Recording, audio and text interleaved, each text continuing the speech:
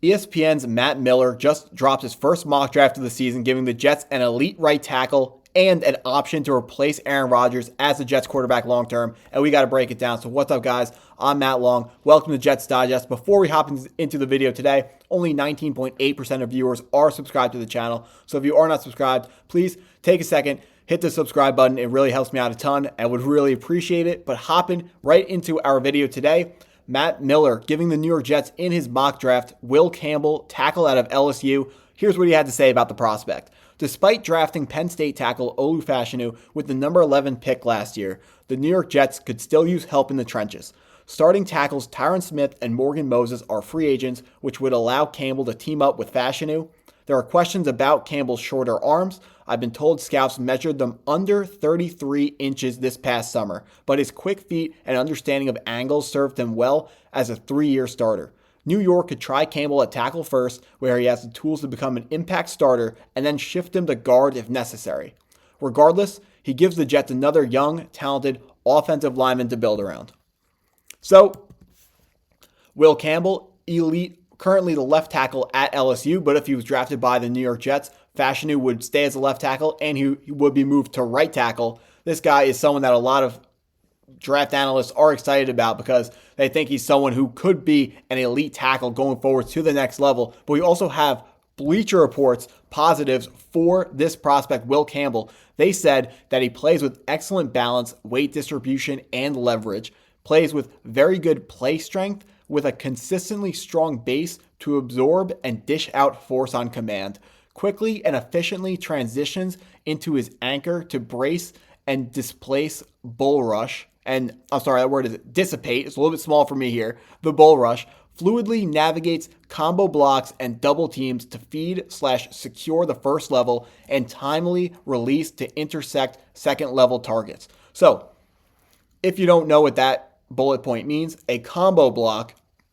is when two linemen block the same guy. So Will Campbell would be our right tackle, so either the left guard or the tight end would help him on a block. And once Will Campbell is positive that that first guy is blocked, he then works his way up to the second level, which is going to be a linebacker or maybe a blitzing safety, and then he'll pick up that guy in the second level. The safety or the linebacker would be the second level target. So that's something that Bleacher Report is saying that he's very good at the college level in the SEC. Also, they say he has an outstanding blend of body control and is physically able to sustain, drive, and finish blocks at a high level.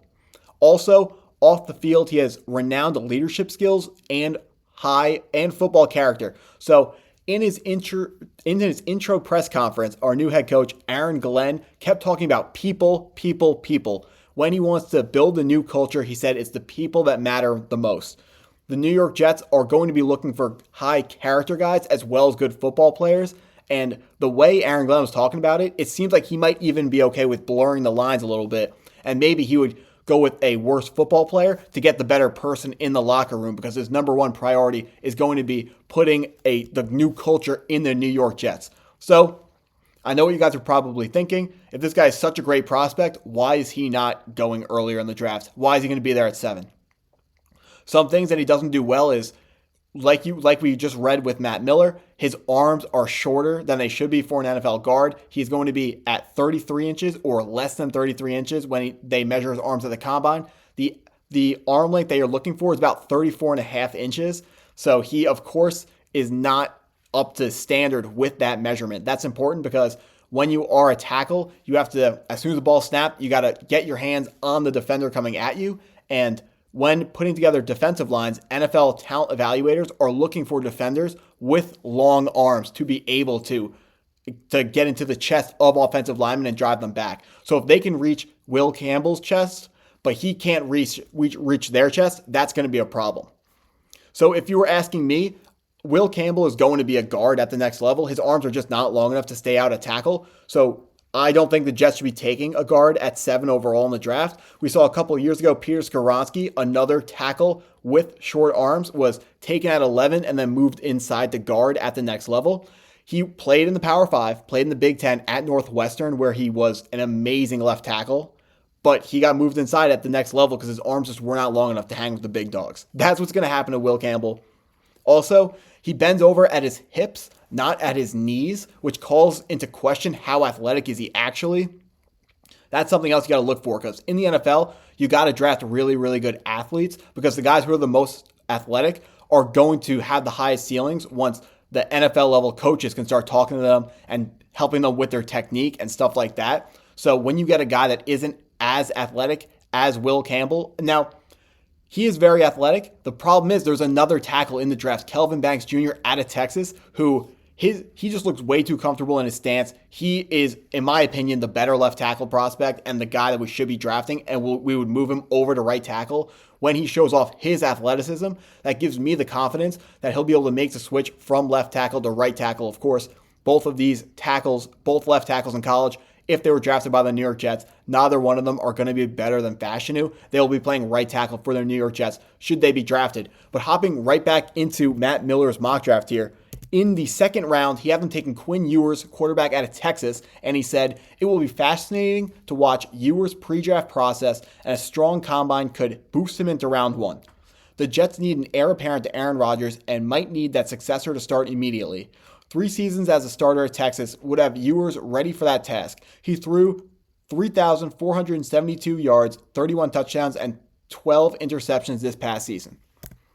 So, of course, one of the biggest questions this offseason is what the heck are the New York Jets going to do at quarterback? Right here, Matt Miller gives them an option in Quinn Ewers, very, very highly touted recruit. Of course, took Texas to the college football semifinals this year. Very impressive season out of Quinn Ewers. And when you look at his body of work, it makes a ton of sense why you draft him in the second round. If you were not able, if you were doing this 3 years ago, Quinn Ewers would look like a second-round pick, a potential first-round guy with his upside and the ceiling that he could potentially reach. The problem is we've seen through his college career that he's just not that guy who's a first or a second-round pick. So I have no idea what Matt Miller's talking about here. Quinn Ewers, his number one problem is his deep ball. It's not accurate enough or even close to it. That's his deep ball accuracy is the number one problem for him, and it has not improved at all through his whole college career. I don't know why anyone would ever be excited for Quinn Ewers. I've seen him as low as number 7 and 8 on some guys' boards. And I'm not a fan of him, but Bleacher Report is. Let's talk about some of the positives that they had for Quinn Ewers. Their positives were he has arm angles to make throws around defenders collapsing the pocket. So he does have a very flexible arm. He's able to make cool throws from all types of different angles, which is important, but it's not the be-all, end-all. He also makes good off-platform throws and is confident making throws on the move when forced out of the pocket. He has functional mobility to break, contain, and extend plays when flushed by the pass rush.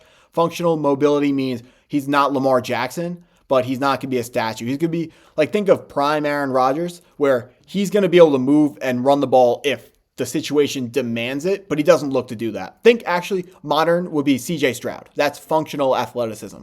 Also, effective point guard style quarterback who can efficiently operate a well-designed offense.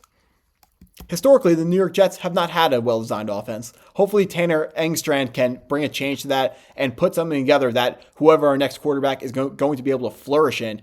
Quinn Ewers being the quarterback, like I said, he was one of the highest recruits ever graded on 24/7 Sports. They are the number one recruiting website. If you're looking at high school recruits to college football, they are the absolute best at that. So if you don't know what 24/7 Sports is, very, very highly reputable source on high school recruiting. They graded Quinn Ewers very, very highly because of his plus athleticism, that arm flexibility. But some of his problems is his number one concern is the fact that his pocket presence is lacking. We've seen him this year at Texas. He has 2 potentially first-round tackles, one of the best centers in the league. So that's 3 or 5 offensive linemen are elite for college football. And still, he's not sensing pressure well in the pocket. He needs to see the pressure to be able to react to it. If you guys, let's go back to those pros from Bleacher Report. Talk about break and contain and flushed by the pass rush.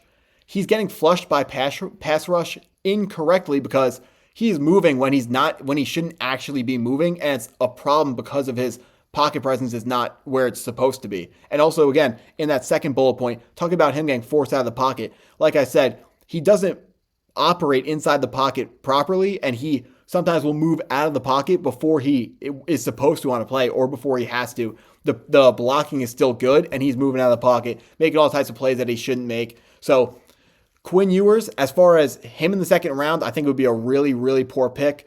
Honestly, I think this is a very outdated mock draft selection by Matt Miller. I think it's a little bit embarrassing by ESPN to have this on their website because this is not going to happen. Like, I will fight with whoever I got to fight with in the comments. Quinn Ewers has a 0% chance to be a second round pick in the NFL. And he said with a good combine, he's going into the first round. Absolutely not.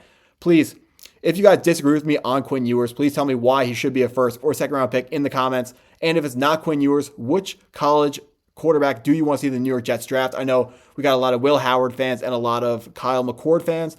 I only have one film game of Kyle McCord, so I watched that, but I need more before I can fully make an opinion on Kyle McCord. Will Howard, he's a quarterback. He doesn't do anything at an extremely high level. He has no elite traits, and there's nothing especially exciting about him. But at the same time, he doesn't have a ton of glaring flaws. So Will Howard, he's a guy.